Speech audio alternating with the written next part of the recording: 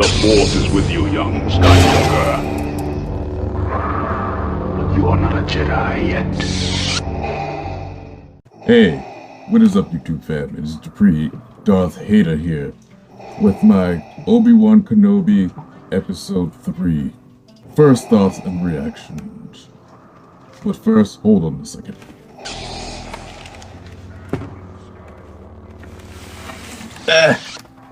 That's better. Anyway, hey, what is up, everybody? It's Dupree, aka Darth Hater here, with my first thoughts and reactions for Obi-Wan Kenobi Episode 3, and oh my god, yo, that episode was dope. I have a lot of thoughts for it. I have a lot of things to say about this episode. Going into it, especially from the end of Episode 2, we already knew who we were gonna get, you know.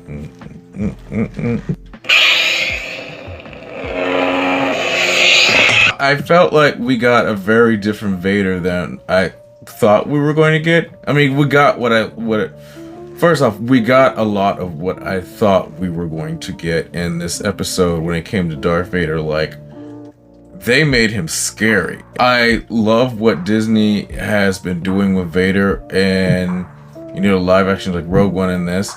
I love that, but my one gripe with this whole thing was the lightsaber combat, like the duel. I want to be honest, like, I was not really impressed with the choreography, and I'm not trying to be biased, like, you know, anything about what I do and everything. I get what they're trying to do. They're trying to set it up to be the preview for the next fight, and they're trying to make it feel like Darth Vader is toying with Obi-Wan Kenobi. Like, he wants to toy with his food, make him feel pain and suffering like he did years ago on the shores of Mustafar when he left him dead. That fight was, But anyway, let me just go back into the recap the whole episode. I really like this episode, man. I really like this. Start off with Obi-Wan on the ship, you know, going to the planet with Princess Leia, kind of processing the fact that Reva just told him that Anakin Skywalker / Darth Vader is alive, and he's been looking for him for a long time.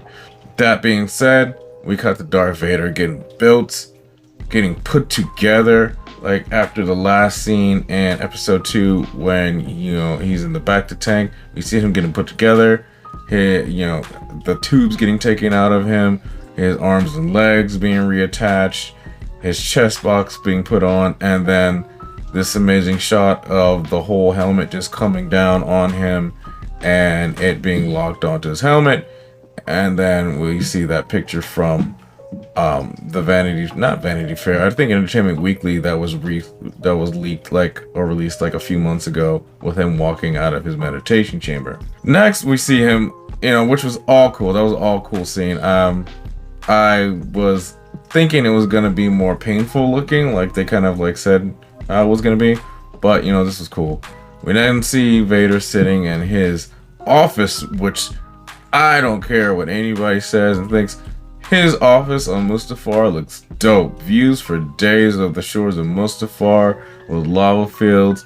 His freaking obsidian looking throne looking dope. He's talking to Reva, talking like, "Do not fail me, or I will kill you, blah, blah, blah, kill you." And it's just like, oh my god, just, I love how ominous and menacing and evil and just, you know, everything they're making Vader in this show. We see like Leia and Obi-Wan on the planet, and then they're sneaking around, and they get a ride by this weird mole looking guy, and, you know, obviously he's a friend of the Empire.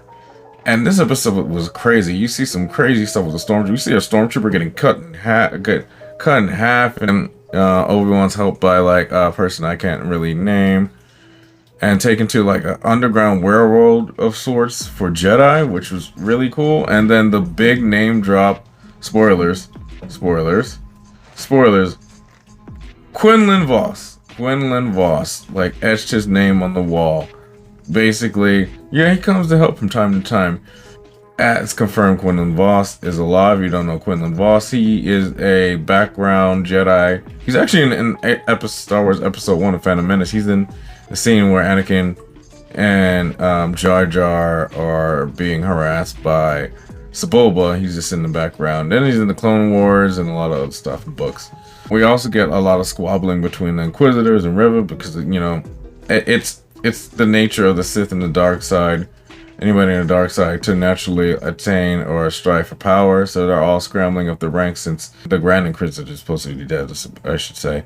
And then Riva and the seventh brother, or whatever he is, I forget which one he is, you know, are like fighting, scrabbling for that Grand Inquisitor seat, vying for Vader's like favor.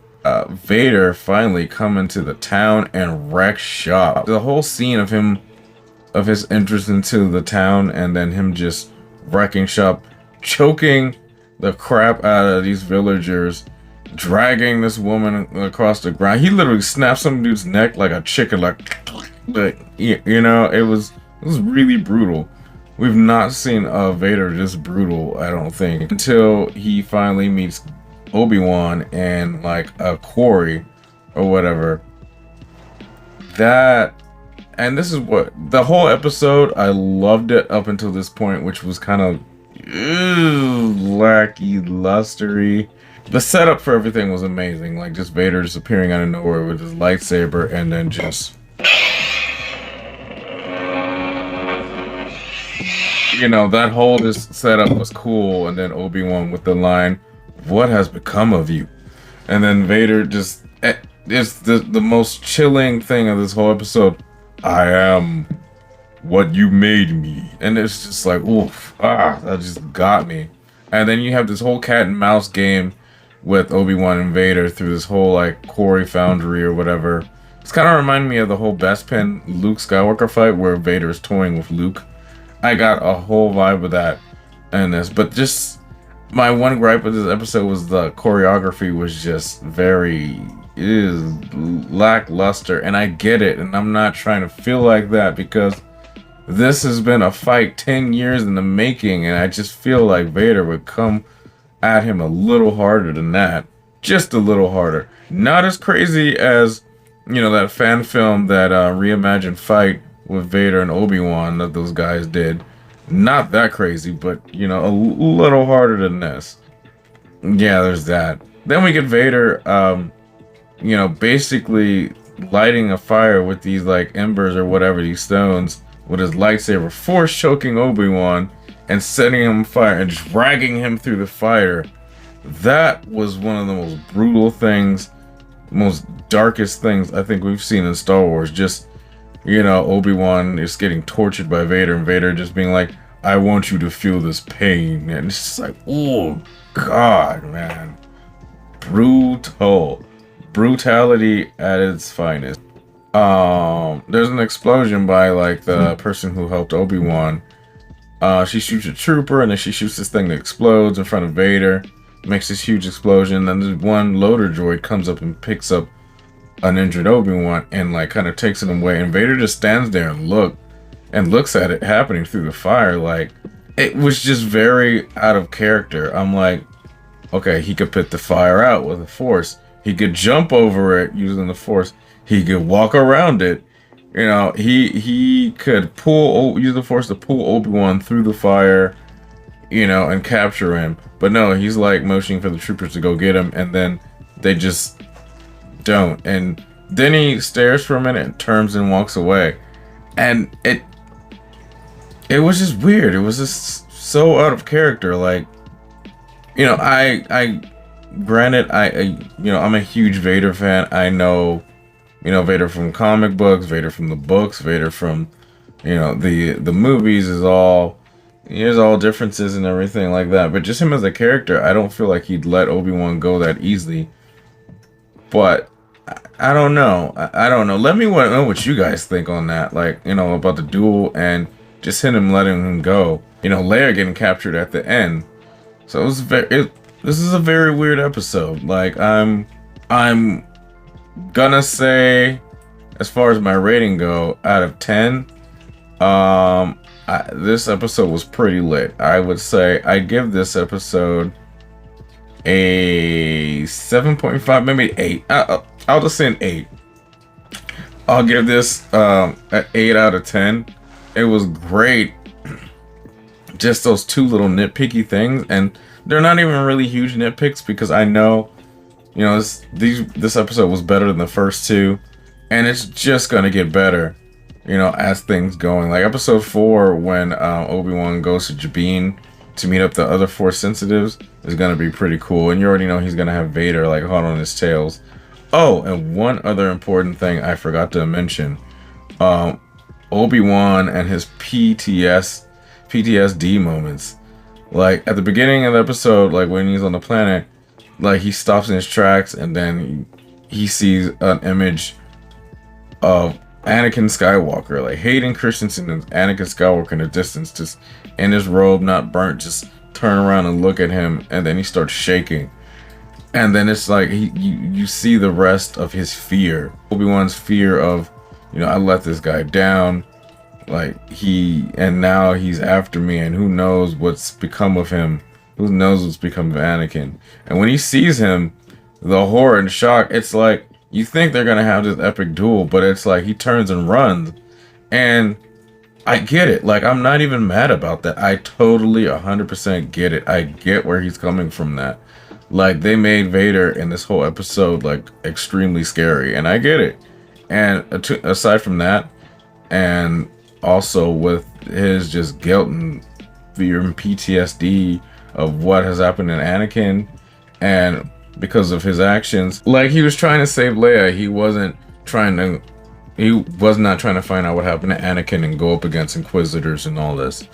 But this show is gonna be dope, man. It's shaping up to be really, really good. Let me know what you guys thought about this episode down below. Let me know what you thought about Vader. Let me know what you thought about Obi-Wan. Let me know what you thought about the kind of image of Anakin Obi-Wan saw in the desert. Let me know down below. And yeah, I'm gonna have a lot more videos as the week comes along about this, between this and stuff that happened to Star Wars Celebration. I'm still recouping from that, and yeah, definitely stay tuned. And as always, if you guys like this video, please hit the like button, and if you're not subscribed to the channel, please hit the subscribe button, and don't forget to hit that bell to get notifications for all my latest videos. That would be great. Anyway, guys, take care. See you in the next one, and as always, may the Force be with you. Now, hold on, let me do this right.